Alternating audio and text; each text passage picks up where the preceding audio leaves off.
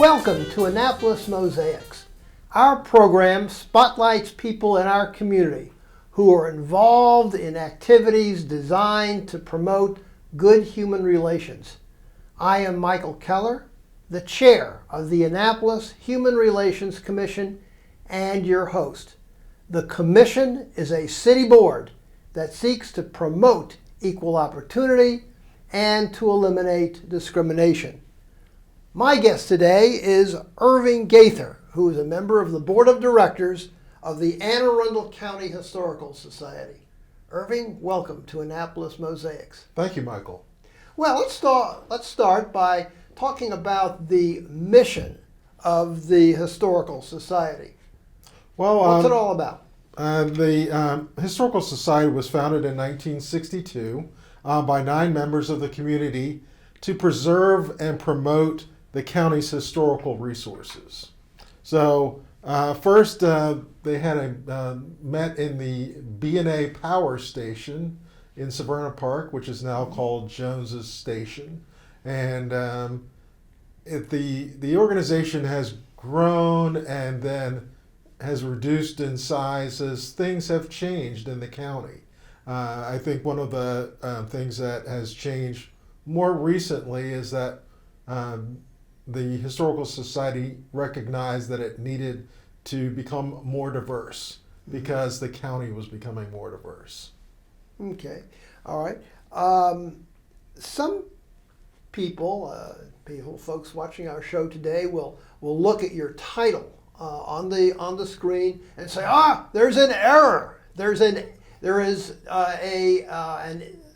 a problem with the first name. There's no E in Ann, and you've got 2 L's in Arundel. But of course, it's not a mistake, is it? It is not a mistake. So Anne Arundel was the wife of the founder of Maryland. She never lived in Maryland.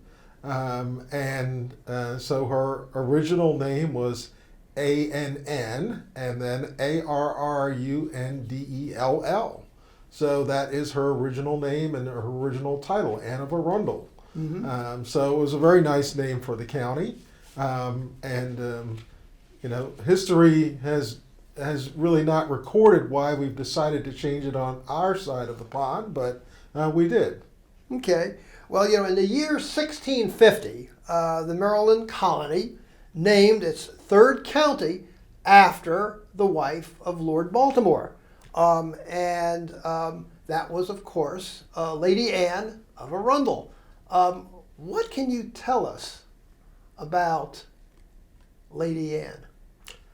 I can't tell you much about her, although we have a number of different portraits of her, both in our museum and in the Keithy Library in Glen Burnie, Maryland. She was a fair woman, but I think one of the only things I can really tell you is that she actually never stepped foot onto the land here. Mm-hmm. It's very interesting that she was that she carries the name of this county, or the county carries her name, but she never lived here. And actually, Lord Baltimore actually never lived here. Her husband. Can you speculate as to why the colonial colony would have granted her that honor? Do you think it would have had some connection with her husband being, of course, Lord Baltimore? Absolutely. I think it was for favoritism, and it was actually also probably a marketing ploy, to name the county after Anne Arundel, who was probably well known back in her home, to get people to come to Maryland, because it was a difficult journey back in those days to get on a boat and come to a place that you were unfamiliar with and you didn't know what you were going to get when you got here. Yeah, she was very much a society person, and she was known for having all kinds of societal activities and events. She was very involved in those kinds of things. So she was known. She wasn't, for example, someone who was completely out of the spotlight altogether. When she went to to events and things like that, people definitely recognize who she was. She also had quite a number of children. It was more than 10 children, I believe. Yes. That she had, and she also died very young. She died in her 30s.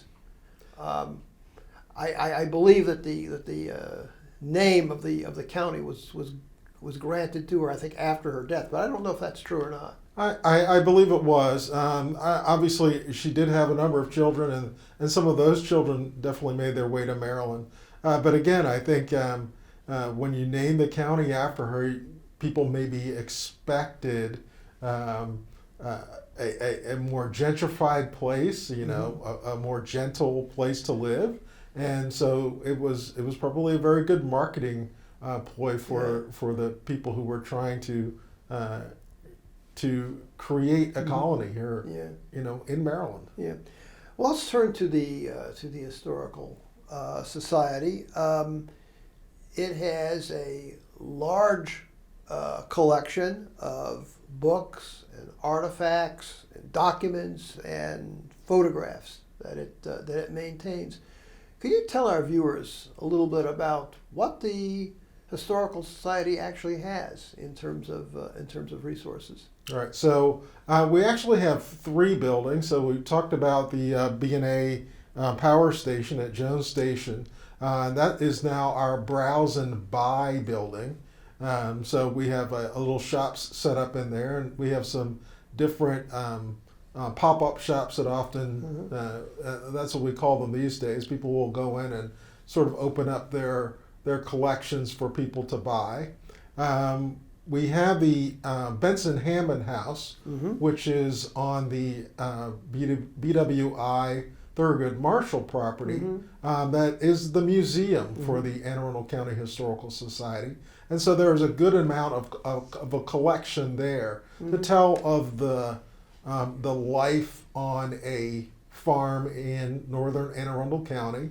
Then also has a very good collection of historical items related to truck farming. And so that's on the 3rd floor of the museum. The Keithy Library actually holds the collections of both the Historical Society and the Genealogical Society.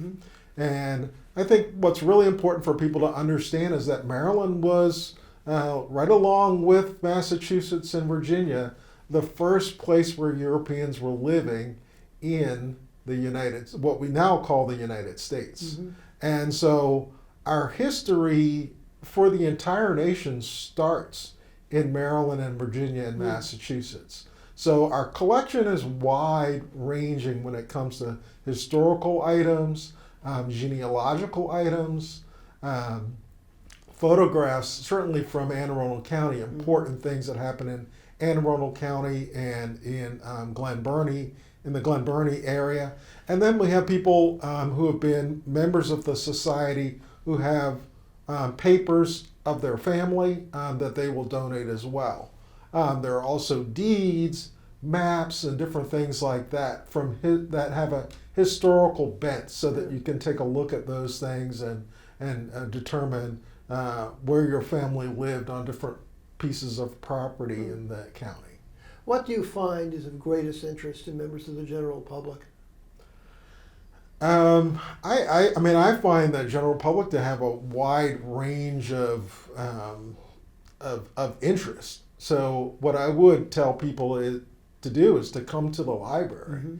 I spent about a month ago. I spent about 2 hours looking through the photographs, and I probably got about halfway through. I didn't really do an in-depth, but I did peruse them, and it was quite amazing what I found just looking through the different photographs of the county. There's often people who actually give us things. They don't necessarily know exactly what they are, and people will put them into a file, and they'll say, "Well, this belongs to this group," and then I'll go through them and say, "Wow, this doesn't really belong there. This belongs somewhere else." So we actually just ask people to come in and just take a look. I mean, I think that genealogical things are really fascinating because that's something that fascinates me. My dad was an avid photographer, so I'm really interested in photography. But just some of the familial collections I think is pretty interesting as well. People who are interested in maps, there's a good map collection, and they're simply just history book collections. And like I said, this county was really important in the founding of this country, and so we have a really great selection of historical books, not just of Anne Arundel County or Maryland, but of the entire country. You must get a lot of traffic from scholars and researchers. Am I right on that? We do, but most of our visitors are really local visitors. Oh. You know, there are people who now we do get visitors from University of Maryland and from Johns Hopkins and from some of the other local universities and colleges, because we do have a good collection of very basic documentation that that's really important. But just your general person that wants to find out a little bit more about their own family can come in and take a look at extensive genealogical studies that other people have done, and then find out things about their family. So I think that's probably the thing that intrigues people the most. So in other words, if people don't want to go to, for one reason or another, something like Ancestry.com or something like that, they can come to the Historical Society and at least get some information. Yes, about the backgrounds of their ancestors and the like. Absolutely, especially if they live in Anne Arundel County or they know that their ancestors were in Anne Arundel County. They're going to be able to find something in the library collection to wet their whistle and to move forward. So. What kinds of changes have we been able to see using the documentation and other materials that you have at the Historical Society? What have been some of the really major changes that have occurred over time, specifically in Anne Arundel County? As you said, your documentation goes back centuries. Yes. So could you sort of give us a sense of the shifts and the timelines that factor into the changes that we see here in Anne Arundel? Right. So the history runs along with the colony being created as a farming community. So it was originally started as a place for the free practice of Roman Catholicism. It then became a tobacco plantation. And so as the laws changed in England as to how that tobacco had to be moved onto ships and to England, the growth of tobacco changed in the county and in the state. So we can really show through the laws that were enacted in England how the growth of tobacco, and then after tobacco sort of went away, how the growth of produce sort of grew Anne Arundel County. So after the Civil War, tobacco became less grown in Anne Arundel County, although we still had some pockets, certainly to the southern portion of the county. But Anne Arundel County was, as I tell people, was the California of its day. In fact, we see this very sandy soil here in Anne Arundel County, and I grew up here. And I always thought, well, the good soil had been burned off by the growth of tobacco. But the truth is that the sandy soil has always been here. It was laid down millions of years ago by geology. It was covered by water. But about 5 feet underneath of that sand is good fertile soil. So if your crops have good root systems that can go down, they can always feed well. But the drainage is very good. So when we get those really hard rainstorms in the summertime, that sand will drain that rain away, and then your crops don't get waterlogged. So Anne Arundel County was very well known for strawberries. As a matter of fact, we probably grew 50% of the strawberries that were eaten in the entire country up until the turn of the 20th century. And there were packers that would actually come from as far as Toronto or Montreal that would come to Anne Arundel County and buy farmers' entire lots of strawberries. And then they would take them back home and they would make syrups and jams out of them. So it was a good money maker. Well, and we still today have a number of different churches and other organizations that have annual strawberry festivals here. I would be willing to wager that hardly anybody knows about what you just said about the historical relationship between strawberries and Anne Arundel County. That's correct. So there are always lots of strawberry festivals. In fact, we have our own. This year will be on June the 6th. Okay. This is our 30th anniversary of the Anne Arundel County Historical Society's Strawberry Festival. But we do know the story about strawberry farming in Anne Arundel County, and it's one of our favorite stories. Strawberries weren't the only thing that were grown.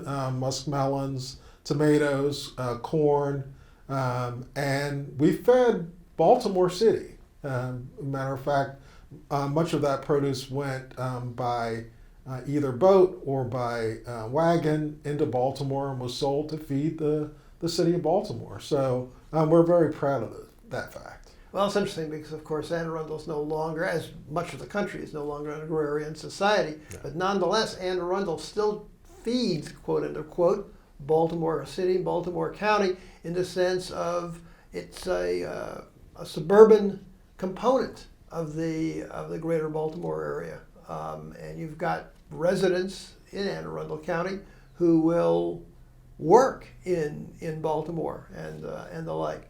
So the ties are still there, aren't they? Yes, they are. I mean, people are doing a lot of commuting into Baltimore or into Washington, D.C. from Anne Arundel County. The MARC train stations are huge in Dorsey and in Odenton. So we're feeding the cities, but in a different way than we did 120 or 30 years ago. Does the Historical Society look at all on trends in politics that have occurred over the years in Anne Arundel County? I think they've sort of kept the politics out of the Historical Society, but we understand it. I don't think that we don't cover politics as much. We do really cover the truck farm. We cover the work that people did.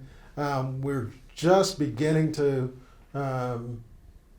understand the work that the enslaved did. I think that there's a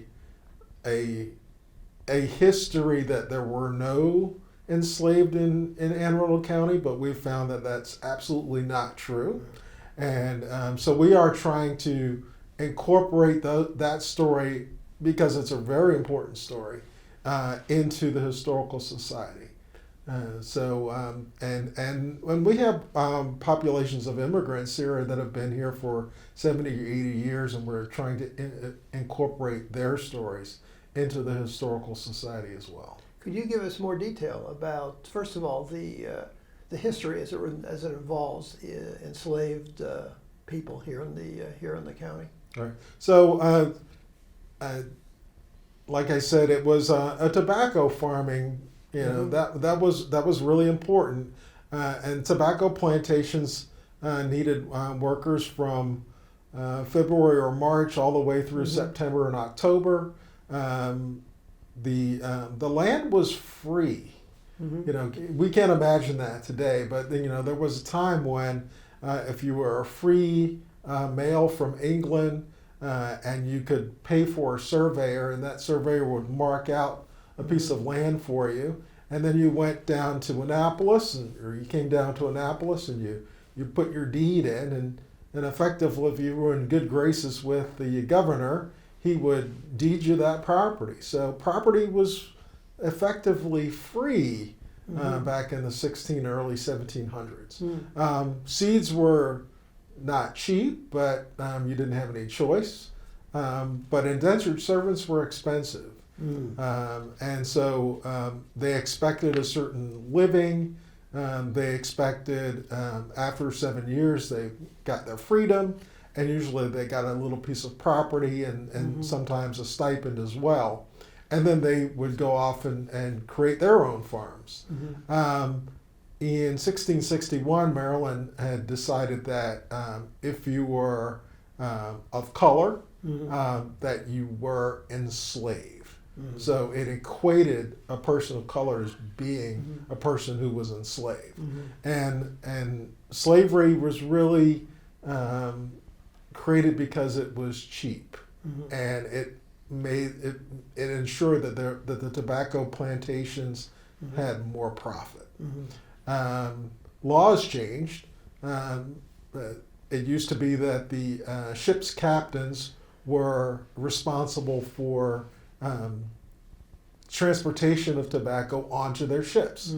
So all of the tobacco plantations had to be on tidal rivers and branches, so that the ships could pull in, receive the items, and then go out into Chesapeake Bay and then across the ocean.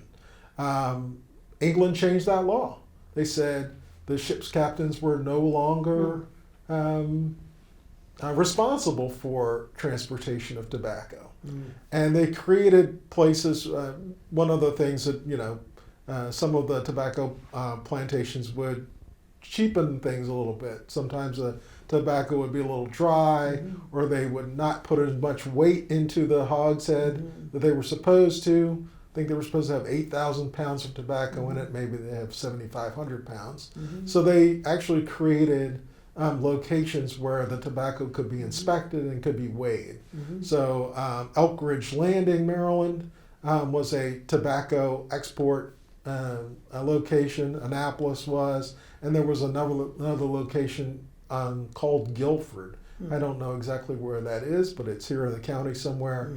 And that was another location where you could export tobacco from. And that increased the need for slaves, because that tobacco then needed to be moved to those locations for export. So the number of slaves went from less than 1,000 in the mid-1600s to 100,000 by 1752. Still almost 100-fold Yes. increase. You also mentioned that there were many immigrants that were coming into Anne Arundel County. Where were they from? Why did they come? Well, Baltimore was one of the largest places for immigration. Was one of the largest immigration ports in the country before New York took over in the 1860s or 1870s. And so many of those immigrants were coming from England, from Ireland, after the potato famine, from Eastern Europe. Many Poles, many Czechs, many Hungarians, many Russians, and of all different types and creeds and religions. So they all made their way to Baltimore.